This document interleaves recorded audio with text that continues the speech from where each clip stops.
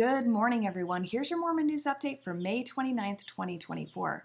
We're going to start off today talking about a couple of Mormon-run MLMs in Utah. But first, a side note that I think is related.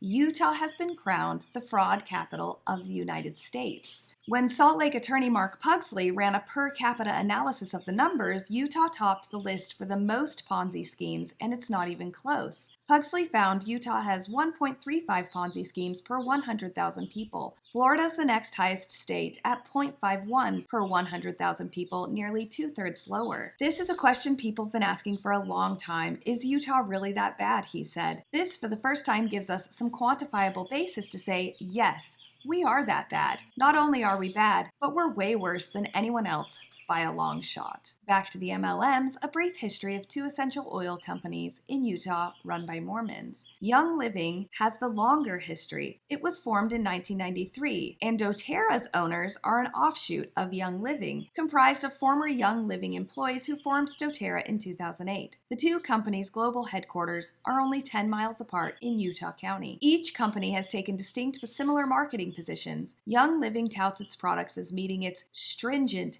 seed to seal standards, while dōTERRA points to its certified pure therapeutic grade standard. There is currently no accepted, objective industry standard. Both companies use products sourced from around the world. Both decry the other's essential oils as less pure than the other. They are not the only essential oil companies in the world, but they are two massive forces in Utah. In 2017, Young Living entered a legal fight with dōTERRA. Young Living had alleged that the founders of dōTERRA, previous Young Living executives, had breached their contract and had used trade secrets when starting dōTERRA. The dōTERRA founders were not found to have violated their contract. Instead, Young Living was ordered to pay their legal fees in the case as the judge determined the suit was brought in bad faith. Now on to dōTERRA from today. From the Salt Lake Tribune, employees at the Utah wellness company dōTERRA had heard murmurs about financial hardship, decreased revenues, and lower sales. Some had a general sense, or at least a vague awareness, that dōTERRA's ship might have veered off course, but they did not suspect it was sinking.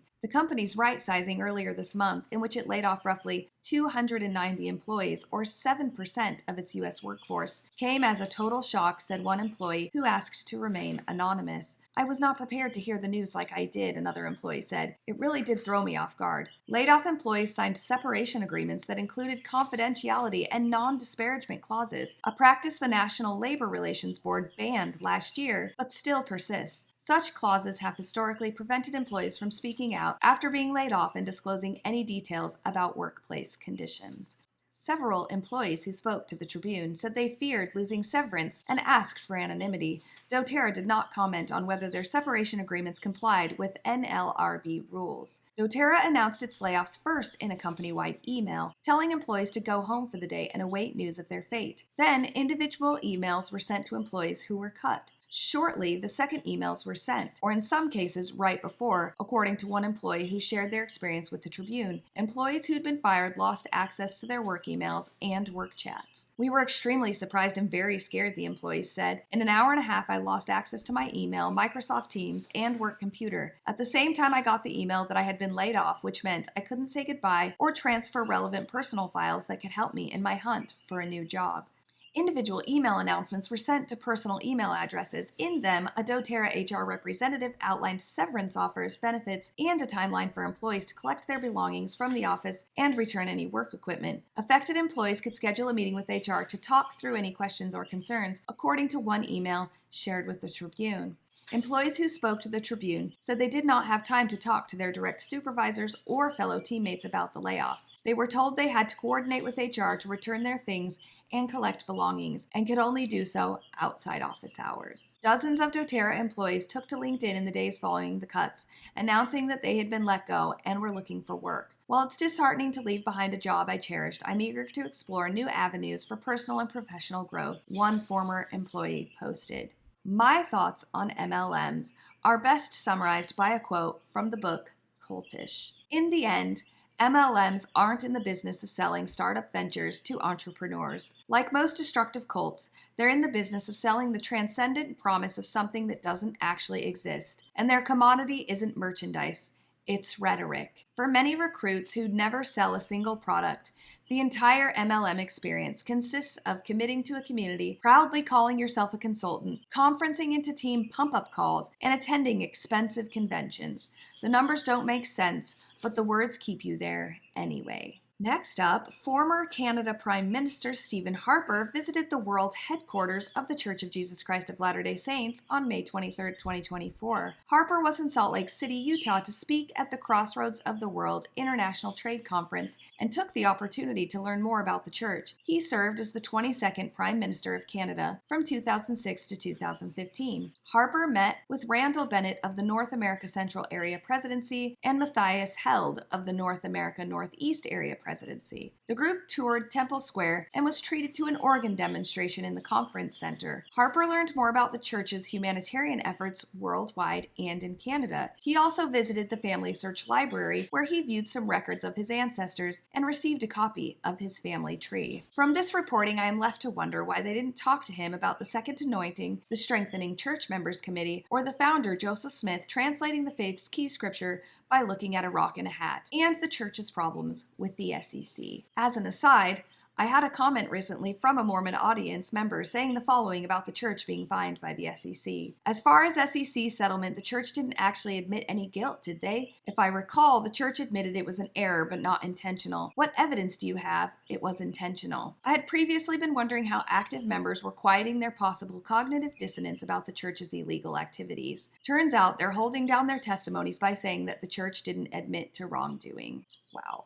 And last up today, a story about Mormons and priorities. Reddit user Maleficent Round 1611 said that when his sister needed their parents the most, they refused to step up. After the teenager lost her voice, the mom and dad didn't bother to learn sign language, citing a lack of free time, and pushed her to find other ways to communicate with them. The boy eventually confronted the parents about it, hoping to talk some sense into them, but everything resulted in a huge fight. Here is what he wrote on Reddit. Am I the a-hole for listing everyone who's learned sign language for my sister to my parents?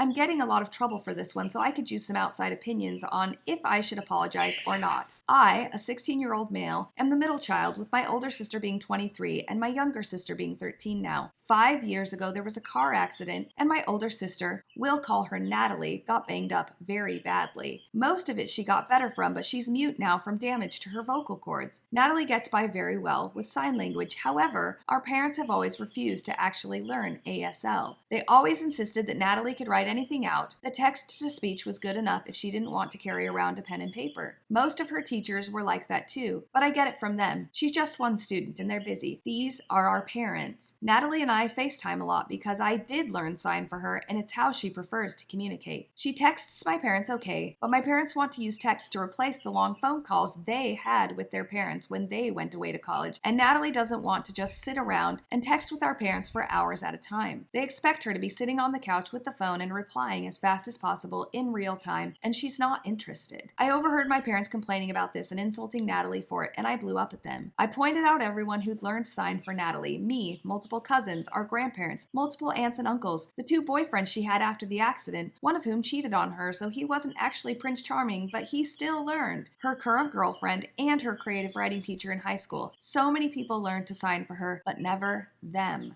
My parents got really angry at me and told me I couldn't understand, then grounded me. Then both of their sisters, who never agree on anything, called dōTERRA into me. They told me that my parents both worked full-time, had 3 kids to raise, both had church responsibilities, remember that, and that Natalie and I were brats for expecting them to learn a new language on top of that. They sarcastically asked me what clubs and sports me and our little sister should have lost so my parents could spend time learning a new language when Natalie's hands worked fine. My aunts never agree on anything. We can't have activities with both sides of the family because they're so bad, but they both agree that Natalie and I are awful. So I guess I just wanted to come here and see if y'all agree that we're unreasonable and that I should apologize to my parents. Through responses to comments, the original poster reveals some disturbing truths about his family and how their Mormon beliefs have shaped their decision to not learn sign language to communicate with their daughter. He said, they can sign I love you, but only because they know the trivia about that also being the gesture Spider-Man makes when shooting webs. The argument is that we are Mormon-ish for some of us, and so the belief is that God directly chose them to do their church tasks, mom to teach a class, and dad to be the clerk for the local congregation, and that Natalie could write or use a text-to-speech app. I don't like it, but I feel like I should lay their arguments out in full. He also said this, because I feel like I should make sure my parents are well represented. Some points here. Natalie wasn't an adult when the accident happened, so strictly speaking, there were responsibilities on that front. They grounded me because talking back to them and telling them their behavior is bad is disrespectful and insulting, and kids aren't supposed to do that. We're Mormon, so their church responsibilities were doctrinally given to them by God, and also doctrinally, if they gave up their time to the church, then God would bless them and make Natalie's recovery and paying for her medical bills easier. I don't for 1 second doubt that this teen is telling the truth. When my sister decided to tell the entire family that she'd been SA'd by our brother-in-law for a year while she was our sister and brother-in-law's babysitter, my parents, instead of dealing with the aftermath, decided to go on a mission and serve for 18 months in New Zealand. The church does tend to take priority over everything else for members who are all in. And that's your update for today, folks. I absolutely hope you have the day that you deserve.